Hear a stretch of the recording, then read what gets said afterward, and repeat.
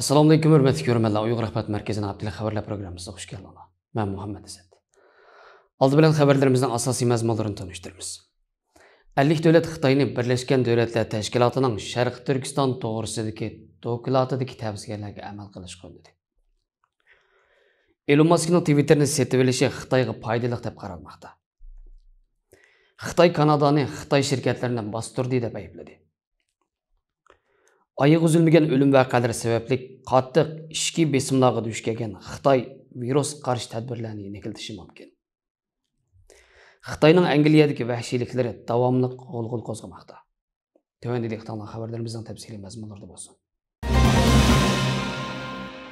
Fox xabarlar torining 1-noyabrdagi xabariga ko'ra, Amerika, Kanada qatorliq Birlashgan Davlatlar Tashkilotiga a'zo davlatlar 31-oktyabr Birlashgan Davlatlar Tashkiloti Umumiy Kengashi 3-komitetining yig'inida Uyg'urlar to'g'riliq o'rtaq bayonot e'lon qilib, sobiq Birlashgan Davlatlar Tashkiloti kishilik huquq oliy komissari Michel Bachelet e'lon qilgan Sharq Turkiston to'g'risidagi dokladni muzokara qilishni qo'llaydiganligini bildirgan. Shundaqla Xitoyning mazkur dokladdagi tavsiyalarga amal qilish qo'yilgan. Birlashgan Davlatlar Tashkiloti kishilik huquq kengashida Uyg'ur masalasini muzokara qilish taklif loyihasi 16-oktyabr Xitoy va uning gumonchilar tomonidan rad qilingandan keyin mazkur davlatlar bu chaqiriq orqali o'zlarining Uyg'urlarning qismatiga bo'lgan andishlarining davomlashayotganligini bildirgan. 31-oktyabrdagi yig'inda Kanadaning Birlashgan Davlatlar Tashkiloti turishliq bosh elchisi Robert Drip bu 50 davlatga vakolatan o'rtaq bayonotni o'qib o'tgan. Egilishicha bu hozirga qadar Birlashgan Davlatlar Tashkilotida e'lon qilingan Uyg'urlar haqidagi bayonotga eng ko'p davlatning imzo qo'yishi bo'lib, Birlashgan Davlatlar Tashkilotida Sharq Turkiston to'g'risidagi dokladni qo'llaydigan davlatlarning ko'payayotganligini ko'rsatgan.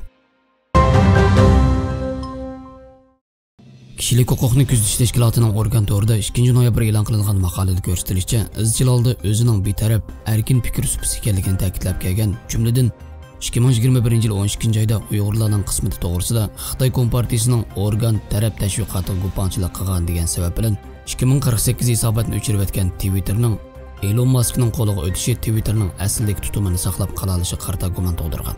Bundaq bo'lishida Xitoy Elon Muskning ilkidagi Tesla toklik avtomobillarining ikkinchi cho'ng bozori.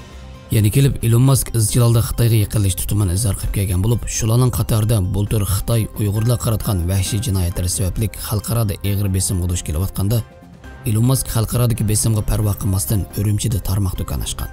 Shundaqla oldin qayda yana Tayvan masalasining hal bo'lishi uchun Tayvan Xitoyning alohida ma'muriy rayon bo'lishga ma'qul bo'lishi kerak deb Xitoy doiralarini xush qilib, tayvanliklarning g'azabini qo'zg'agan.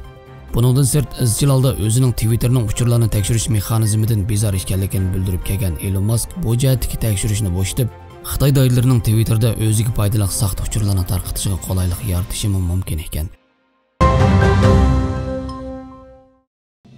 The Globe and Mail torining 3-noyabrdagi xabarga ko'ra, Xitoy Kanadani Xitoyning davlat egiligidagi shirkatlarni Kanadaning 3 muhim kon mahsulotlari shirkatlaridagi payini setish qisqash orqali Xitoy shirkatlarini bostirdi deb ayblagan. Egilishicha 2-noyabr kuni Kanada Xitoyning davlat egiligidagi shirkatlarni Kanadaning 3 muhim kon shirkatidagi huquq va manfaatini darhol o'tkazib o'tishga buyurgan. Bu yilning boshida Kanada hukumatı Xitoyning Kanadaning kon sanoatiga bek ko'p mablag' selishga yo'l qo'yganligi sababli intayin og'ir tanqidlarga duch kelgan edi. Kanada Yangilik ministrligining ministri François Philippe Champagne bu buyruqni e'lon qilganda davlat bexatarligi va ta'minlash zanjirini qo'g'dashni tilga olgan. Xitoyning muhim qazilma boyliqlarga mablag' selishiga zarb berish Kanada Xitoy munosabatining yaxshilanishidan shafi yo'q holatda yiriklanish yuzinishini texm avjiga chiqargan. ABC News torining 4-noyabrdagi xabarga ko'ra, Lanzhou shahrida karantin qilingan binodagi 3 yoshli bir bola karbon chala oksiddan zaharlanib, doktorxonaga vaqtida berilmaganlikdan o'lib ketgan. Bolaning dadasining ijtimoiy taratquy hisobida bildirishicha, korona muhofazat qilishga mas'ul sayyoh xodimlari koronaning darvozasini ochib berolmagan va uning o'g'lini doktorxonaga olib berishiga yordamlashmagan. Hatta uni doktorxonaga berishdan to'sishga uringan.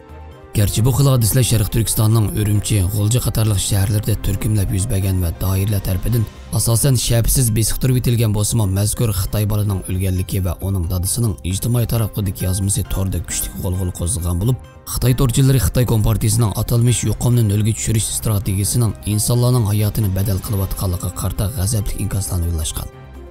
Buningga qarta Lanzhou shaharlik hukumat bayonot e'lon qilib, bu bolaning o'limidan cho'nqur qayg'urganligini va pushaymon qilganligini bildirgan.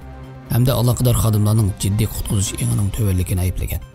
Mazkur bayonot yana bu ishga loyiqida ko'ngilchmagan ma'muriy xodimlarning atalmish qattiq bir taraf qilinganligi o'tirib qo'yilgan. Xitoy Kompartiyasining ovozi hisoblanadigan Yer shari vaqt gazetining xabariga ko'ra, Xitoy davlatlik sayya komiteti bu hafta davlatning ta'sirga uchrash doirasini eng tuvan chekka tushirib, eng qisqa vaqt ichida va eng tuvan tannarx bilan yuqumni kontrol qilish kerakligini o'tirib qo'ygan bo'lib, bu haddidan ziyoda qattiq tadbirlar tufaylidan kishilarning mol-mulk va hayotiga ziyon solgan xatoliklarni tuzatishni maqsad qilgan ekan.